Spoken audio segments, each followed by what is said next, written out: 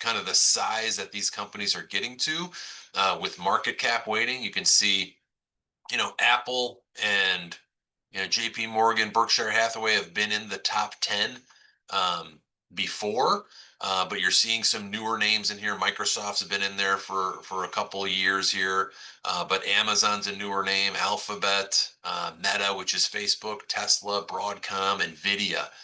You can see the size of these companies versus as historic, when you look back historically, the companies weren't as large, so the market cap, what's really driving that? These companies are spending, let me see where I have the chart here.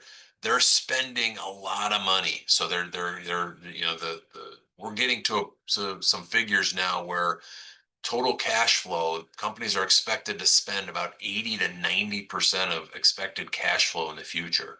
So we've talked about this in the past that the AI spending is really vamped up. It's helping the economy.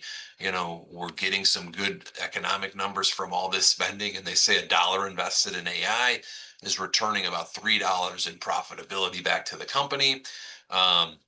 So that's having a significant impact, and companies are still spending, and they expect to increase spending, cap spending on AI to increase and solidify their place for the future.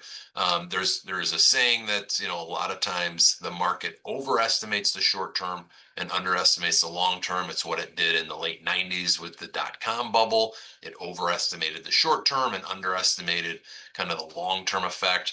We'll see if that holds true here. And I think that's a lot of what people are concerned about with the valuations getting so high, with the companies, 40% of the stock, the S&P 500 is made up of the top 10 companies.